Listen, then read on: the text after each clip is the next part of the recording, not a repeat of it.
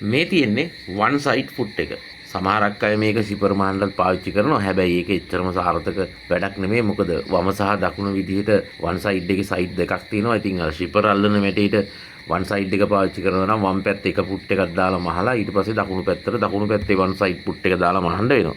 සිපර් මහන වැඩේට මේක හරියටම හරියන්නේ නැහැ. ඒකට හරියන්නේ මම ඕගොල්ලන්ට වීඩියෝ එකක පෙන්නලා තියෙන සිපර් ෆුට් එක. මේ වන් සයිඩ් එක හදලා තියෙන්නේ ළඟින්ම ගහන්න අවශ්‍ය වෙන ස්පෙෂල් දේවල් මහන්න.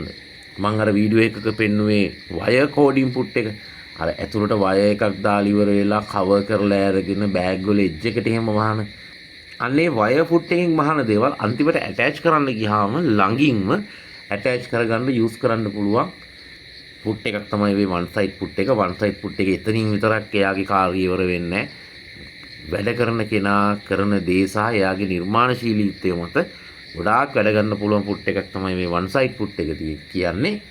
මේ ෆුට් එකේ බොටම් එක මෙටල් එකක් සහ ටෙෆ්ලෝන් එකක් විදිහට වෙන වෙනම මිලදී ගන්නත් පුළුවන්.